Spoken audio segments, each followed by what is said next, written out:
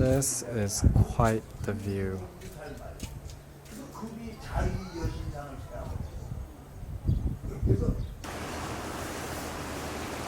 So we are finally at the coast, and we see a bunch of these dried squid and fish sellers just getting this dried fish. She gave us a discount, so we got 11 of them for $12. So Koreans love dried squid, dried fish. It's perfect with soju, but problem is that it's quite expensive. So the ones you see in the markets and whatnot, they're usually from Vietnam or China, and the quality isn't as good if it comes from there, and it doesn't taste as good. But as you can see, they're drying it out themselves here, which tells me this is pretty authentic. That's why I was willing to buy it from here. So another interesting point is that this is where they filmed a movie called Yeodo in 1977. 77? Yeah. 40 years ago. Okay, this isn't the UNESCO site yet. We're on the northern tip of that area, but it's still very scenic. Check that out. Oh, it smells... Thing is, it smells like the sea, but it's not that super fishy, like overbearing smell I hate. It's like a fresh sea smell. I don't know if that makes sense, but you have to sort of come out here to smell it to know what I mean. Okay, so we were on our way to Suwolbong, but we saw a little bike trail that led down, and we drove in there and backtracked up north and ended up here. But the bike trail is over there. Not 100% sure you can drive a motorcycle through it, but nobody is there. I don't think it's not. You don't think you're supposed to? Not 100% sure. But I believe that big hill over there you see is Suwolbong.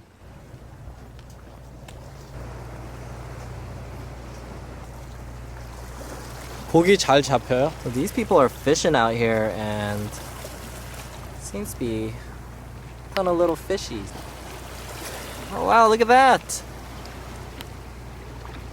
이건 먹을 수 있는 거예요? 예, 자리돔. 자리도? 병어돔, 자리돔. 제주도에 네. 제주도에 유일하게 나는 자리. 네. 자리. 오, 제주도에만 있어요? 제주도에만 나는 자리. 이거를 그냥 뭐 탕 같은 데다가 젓갈. 자리 젓갈, 제주도 자리 젓갈. Oh, it looks so fresh. 예, 이걸로 또 이제 방어. 제주도 방어 미끼. 방어를 이걸로 미끼 하는 거야? 방어 좋아하는데. So it's super chill out there if you're a fisher. By the way, I don't think you need a fishing license in Korea from what I've heard from other people. So feel free to bring your fishing rods. So Mayu's passed out. Super good weather to take a nap. So I'm chilling out here and thinking why there are no more tourists than we've seen so far. I swear, I haven't seen a single foreign face other than that tour group that I saw at Osolok. And as far as even Koreans, maybe we'll come across maybe 2 or 3 of them for every 5 kilometers we've traveled. So it's super pristine here. It's very natural. I really don't understand why there aren't more tourists. And even when we're trying to find information about this place to see what places we wanted to go, we didn't really see too many travel vlogs on Jeju-do. And that's why we just sort of gave up and decided, hey, let's just come here and ask information, the locals, about where to go. So yeah, this is definitely a place you'll want to come. I highly recommend it. Okay, Mayu. Time to drive.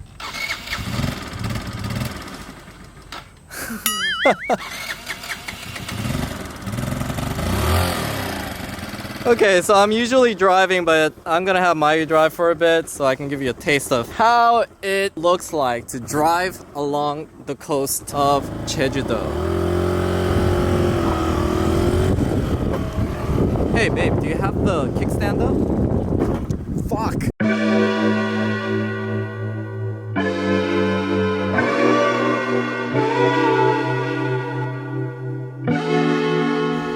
So Mayu is admiring these tunnels that the Japanese built where they stored suicide kamikaze boats for when the US would enter near this area. Well, she really likes it. She's gonna cross over and check it out. The handiwork of our ancestors. Babe, I hear there are poisonous snakes in Jeju though. You should watch out. Mayu like has no fear. Holy shit, is that like a big spider there? No wonder they marked this place off, babe. Babe? Okay, I'm gonna get on top of this rock. I don't think you should go there. I just want to see how deep is that. Okay, actually. She gets me to do this. Interesting. So they close it after they make a tunnel, I guess. Oh, interesting. You're lying. Okay, so Maya wants to walk out onto these rocky things and take pictures. And we see a little footpath, so we weren't the only ones with that idea. Cool, you can see the water splashing up here with the waves. You see how clear that water is? You can actually see all the way in. I mean, there's like turquoise waters in Thailand, but this must be cleaner and clearer.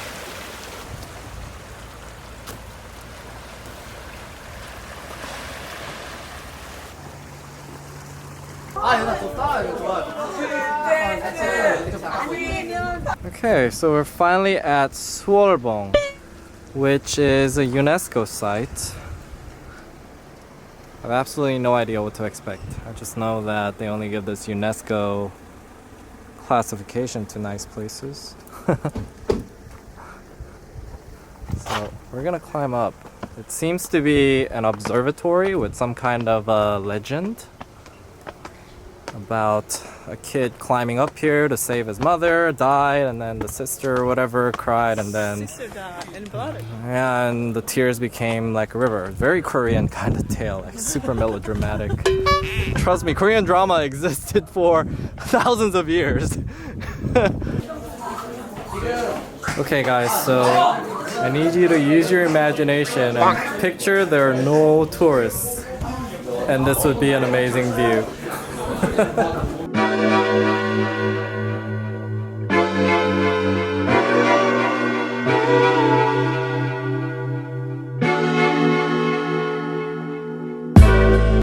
So that over there is the bike trail that we traveled. That road right there is how we got here from Osoluk, and that's where we're headed. We're gonna be going down here along the coast and go all the way around there to the edge. Can't even see it. Turn around and check out the other UNESCO sites over there. Alright, the field trip is leaving right now. So this is how it's gonna look like without the tour groups.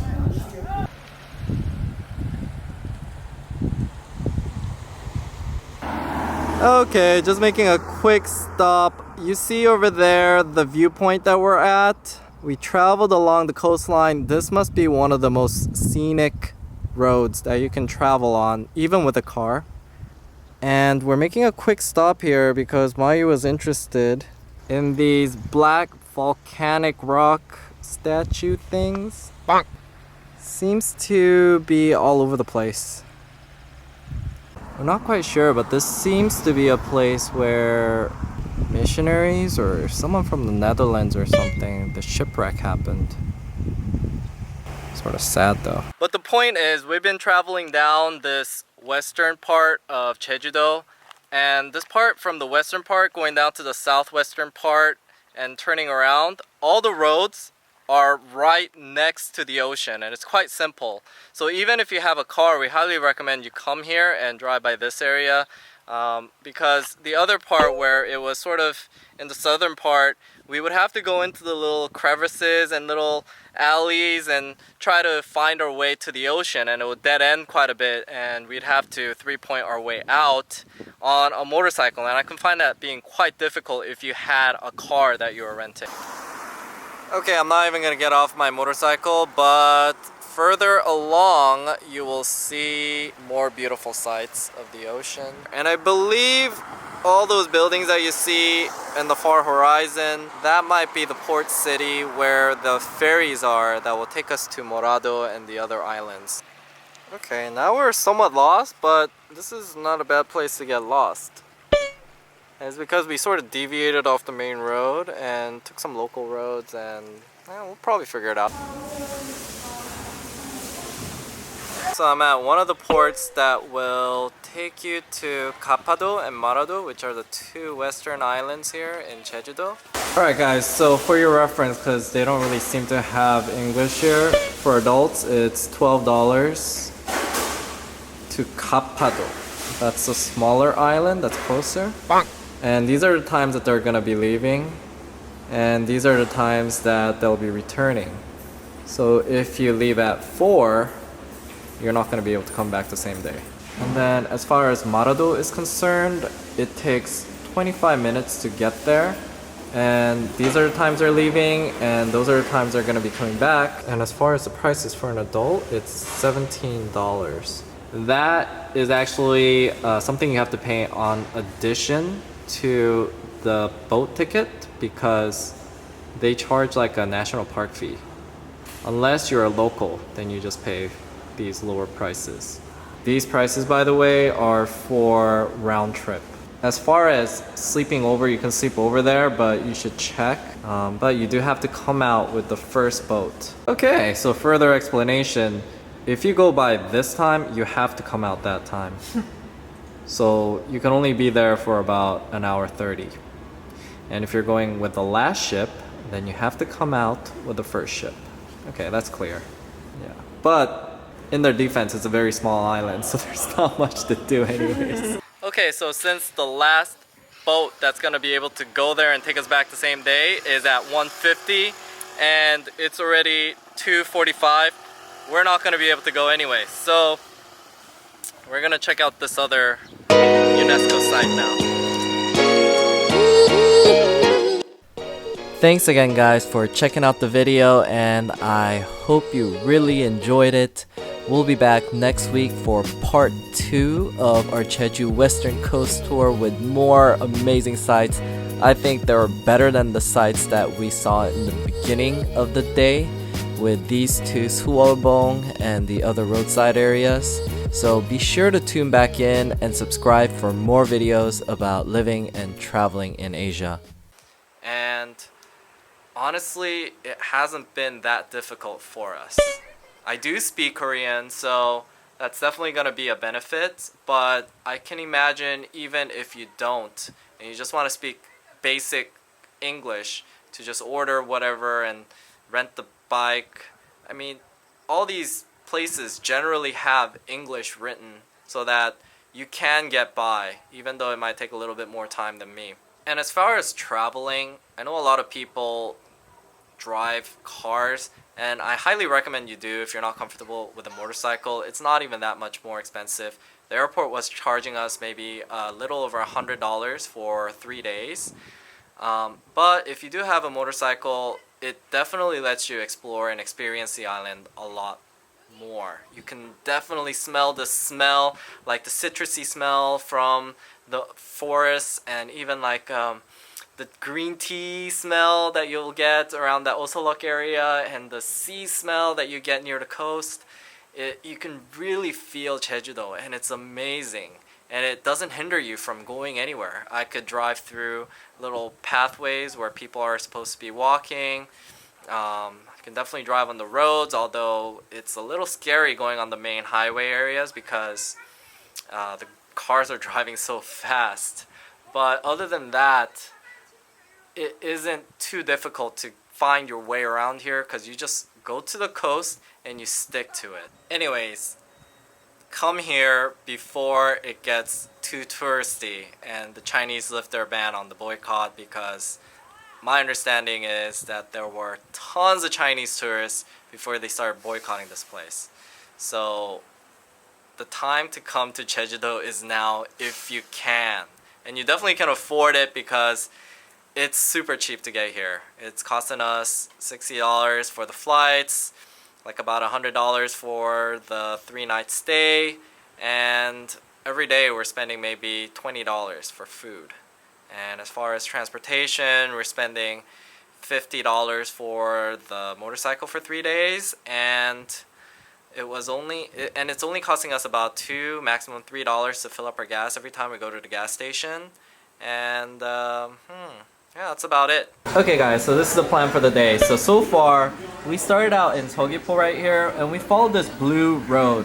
We thought that was gonna be a minor road, but it seems like it's a major road, because when we switched to the orange, it was a lot smaller, the road itself. We ended up at Osalok right around here, and then we took a smaller road all the way up to the tip of the west coast. So we're around here somewhere because we wanted to start from here and take this green route, which is all along the coast. If we have time, we'll even try to take the ferry to Marado. But for now, we're gonna start out by going along the coast. Then we're gonna hit this UNESCO Natural Heritage Site, Suwolbong. See what that's about. Go along the coast again for another scenic ride. See what time it is by the time we get there, and how long and how much it's gonna cost to get to Marado. See if it's worth it. Honestly, the only thing I really want to do there is eat jjajangmyeon because of this one TV show I saw. And then we'll go back up, hit Mount Songgaksan, and then if we have time, see the human and animal footprint, and then hit up these other two UNESCO heritage sites, and that's Mount Sambangsan and Yeongmori Coast. And then we should be able to head back to Seogwipo before it's too late. And after that, we'll be exploring the East Coast the following day.